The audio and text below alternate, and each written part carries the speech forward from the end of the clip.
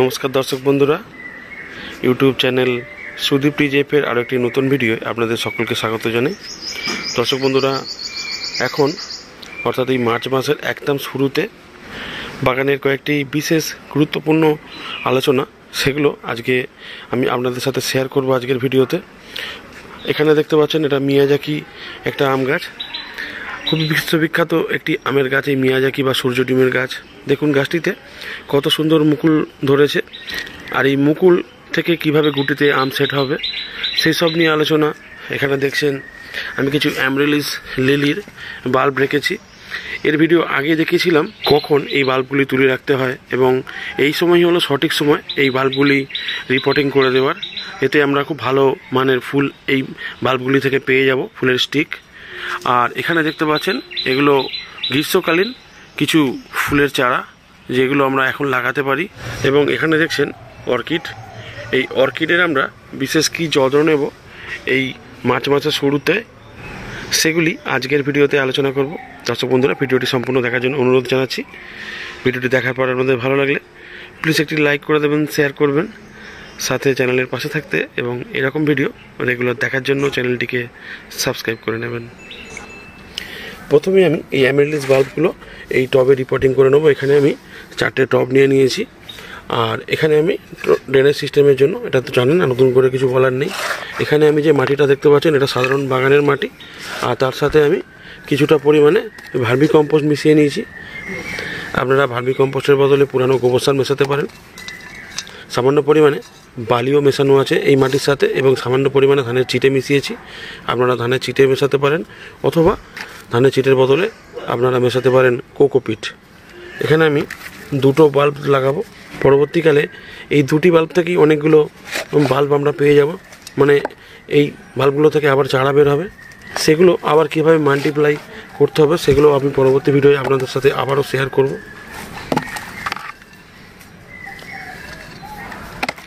একইভাবে আমি আরও একটি বাল্ব লাগিয়ে দেবো এই টবটিতে।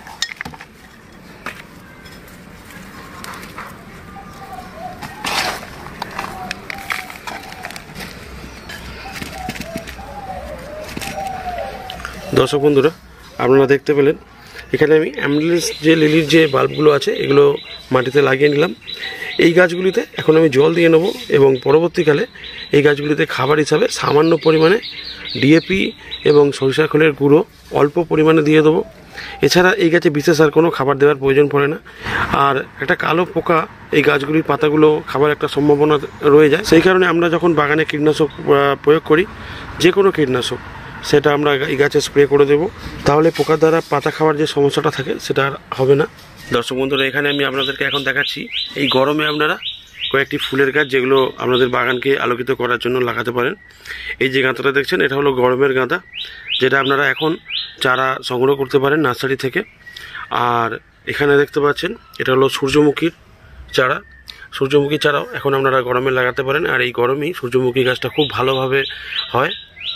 আর এটা হলো জিনিয়াও গরমের খুব ভালো একটি ফুলের গাছ, যেটা আপনারা টবে অথবা জমিতে লাগাতে পারেন। তো এই গাছগুলো টবে লাগানোর জন্য প্রতিবারের মতো একই রকম শীতকালীন যে মাটি তৈরি করার ভিডিও করেছিলাম, এখন একটু বলে দিচ্ছি আপনাদেরকে। সাধারণ বাগানের মাটির সাথে 30% মতো ভার্মি কম্পোস্ট অথবা পুরানো গোবর সার মিশিয়ে নেবেন, এবং তার সাথে 10 থেকে 15% মতো জৈব মিশ্র সার, যে মিশ্র সারে শিংকুচো, হাড়ের গুঁড়ো, নিম খোল, সরষের খোল ইত্যাদি উপাদান মেশানো থাকবে। সাথে থাকবে সামান্য পরিমাণে পটাশ ও সিঙ্গেল সুপার ফসফেট, অথবা সামান্য পরিমাণে অনুখাদ্য। তো এইভাবে আপনারা মাটি একসাথে মিশিয়ে তৈরি করে নিয়ে গাছ লাগিয়ে দিতে পারেন, অথবা ভার্মি কম্পোস্ট বা গোবর সার এবং তার সাথে সামান্য পরিমাণে বালি এবং মাটি একসাথে মিশিয়ে গাছ লাগাতে পারেন। পরবর্তীকালে গাছে সার প্রয়োগ করতে পারেন। এই যে টবে আপনারা দেখতে পাচ্ছেন গাছগুলো সেটিং করা হয়েছে, এই গাছে আমরা মাসে 3 বার NPK 19-19-19 বা 20-20-20 স্প্রে করতে পারবো।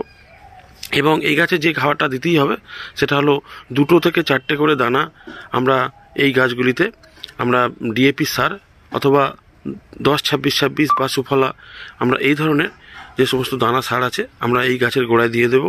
এবং তার সাথে সরিষার খোল পচানো জল, যেটা আমরা মাসে কমপক্ষে 2 বার অথবা 3 বার এই গাছে আমরা পাতলা করে গোড়ায় দেব। এটাই খাবার। এই খাবারগুলো গাছে দিলেই গাছ কিন্তু সুন্দরভাবে বেড়ে উঠবে। দর্শক বন্ধুরা, এখানে দেখছেন বিশ্ববিখ্যাত একটি আমের গাছ, যেটা হলো মিয়াজাকি। এটা আমার প্যাকেটেই আছে, গাছটা টবেতেও আছে, সেটা আমি আপনাদেরকে পরবর্তী ভিডিও দেখাবো যখন এই সমস্ত আম গাছের ভিডিও করব। স্পেশালি আম গাছের যে মুকুলটা দেখছেন, এই মুকুলটা এখন প্রতিটা আম গাছই মুকুল থাকবে, সেটা অল টাইম হোক বা 12 মাসি আম গাছ বা যে কোনো সিজনাল আম গাছ হোক, সমস্ত গাছই আপনারা এখন মুকুল দেখতে পাবেন। তো এই মুকুলগুলো কিভাবে গুটিতে সেট হবে, এখানে দেখতে পাচ্ছেন আম গাছের একটা দুটো এই যে ফুল খোলা শুরু করেছে, বেশিরভাগটাই এখনও ফুল খোলেনি। তো আমরা এই অবস্থাতে গাছে স্প্রে করতে পারি, বা যখন ফুল খোলেনি সেই অবস্থাতেও গাছে আমরা এই আম গাছের মুকুলে স্প্রে করতে পারি। লেবু গাছের ক্ষেত্রেও সেম, বাতাবি লেবু, কমলা লেবু, মৌসম্বি, মালটা, যে কোনো ধরনের যে লেবু আছে, পাতি লেবু, সমস্ত গাছই এখন প্রচুর পরিমাণে ফুল আপনারা দেখতে পাবেন। তো প্রতিটা গাছই আপনাদেরকে বলবো ফুল খোলার আগে স্প্রে করবেন। কি কীটনাশক স্প্রে করবেন? প্রপেক্স সুপার করতে পারেন, কনফিডার করতে পারেন। এছাড়া আপনাদের বাড়িতে যেরকমই কীটনাশক থাকুক আপনারা স্প্রে করতে পারেন 1 লিটার জলে 1 ml পরিমাণ মিশিয়ে, এবং তার সাথে ফাঙ্গাসাইডটা রিডোমিল গোল্ড হতে পারে, অ্যান্ট্রাকল হতে পারে, ব্লু কপার হতে পারে, বা সাপ যদি বাড়িতে থাকে সেটাও আপনারা স্প্রে করে দিতে পারেন। তো একসাথে আমরা ফুল খোলার আগে স্প্রে করবেন, এবং ফুল যখন ছোট ছোট গুটিতে সেট হয়ে যাবে সেই ক্ষেত্রে আবারও আপনারা গাছে স্প্রে করবেন। তো এতে আপনাদের এই সমস্ত মুকুলের ফুল ঝরার যে প্রবণতা সেটা কম হবে, এবং গুটিও ঝরে যাওয়ার প্রবণতা থেকে বাঁচবে, এবং কিছুটা হলেও বেশি ফল গাছে সেট হবে। এই সমস্ত গাছে, যে শুধু আম বা লেবু জাতীয় গাছে মুকুল আসার পরে আমরা গাছে কি খাবার দেব, এই স্টেজে অনেকেরই প্রশ্ন থাকে গাছে আমরা কী ধরনের খাবার দেব। এখন দর্শক বন্ধুরা আপনাদেরকে বলবো, এই গাছে যখন ফুল আসবে এই স্টেজে আপনারা গাছে কোনো রকম গাছে খাবার দেবেন না, মাটি কোনোভাবে খোঁচাবেন না। এই সমস্ত ফুল যখন ছোট ছোট গুটিতে সেট হয়ে যাবে, একটু মার্বেল সাইজ হলে আপনারা গাছে খাবার দেবেন গোড়াতে। সেক্ষেত্রে ছোট ছোট যে সমস্ত গুটি থাকবে মার্বেল সাইজ, সেটা ফলটাকে আকারে মানে বড় করার জন্য গাছে সারের প্রয়োজন পড়বে। মিশ্র জৈব সার গাছে ব্যবহার করবেন। পরবর্তীকালে আমি আরও একটা ভিডিও আপনাদেরকে বানিয়ে দেখাবো। এখানে আপনারা দেখছেন অর্কিড, এটা ডেনড্রোবিয়াম অর্কিড। এই অর্কিডে এখানে দেখতে পাচ্ছেন স্পাইক আসছে, আর এখানেও দেখতে পাচ্ছেন এই গাছগুলোতে প্রতিটিতে স্পাইক আসছে। তো এই ডেনড্রোবিয়াম অর্কিড বা অন্যান্য যে সমস্ত অর্কিড আছে, ভেন্ডা, ফেলানক্সিস, এই সমস্ত অর্কিড এখন যেহেতু মার্চ মাসে শুরু, হালকা গরম অলরেডি শুরু হয়ে গেছে। তো এই স্টেজে আমরা এই গাছগুলিতে কীরকম যত্ন করব সেটা এখন আপনাদেরকে একটু বলে দিচ্ছি।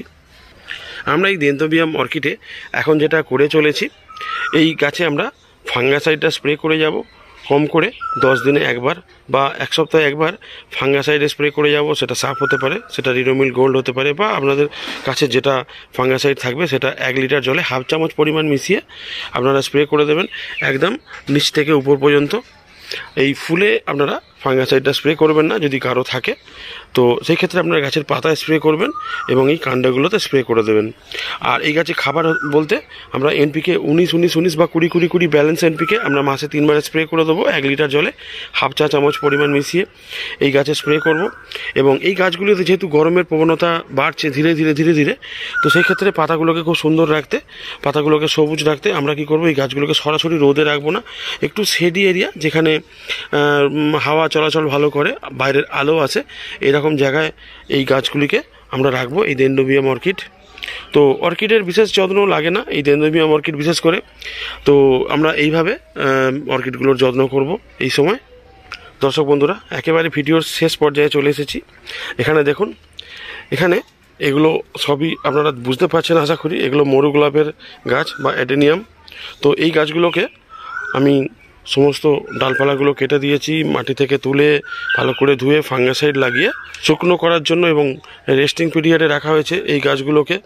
তো এই গাছগুলো নিয়ে খুবই শীঘ্রই একটা নতুন ভিডিও চ্যানেলে আসছে, কিভাবে এই অ্যাডেনিয়াম গাছগুলোকে মাটি থেকে তোলা হবে, সয়েল মিডিয়া কিভাবে তৈরি করা হবে রিপোর্টিং করার জন্য, এবং এই যে কাটিংগুলো যে করা হয়েছিল সেই কাটিংগুলোকে কীভাবে, সেই কাটিংগুলো যে ডালগুলো বেরোয় সেই ডালগুলো থেকে কীভাবে চারা তৈরি করে নেওয়া যাবে আবারও, সেই নিয়ে খুব শীঘ্রই একটা চ্যানেলে ভিডিও আসছে। তো দর্শক বন্ধুরা আজকের ভিডিওটা এখানে শেষ করব। কেমন লাগলো আজকের ভিডিওটা কমেন্ট যদি করার সময় নাও থাকে, যদি ইচ্ছেও না করে, ভালো লাগলে প্লিজ একটি লাইক করে দেবেন এবং যারা প্রিয়জন এবং বন্ধুবান্ধব আছে যারা গাছপালা করে অবশ্যই তাদের কাছে শেয়ারও করতে পারেন।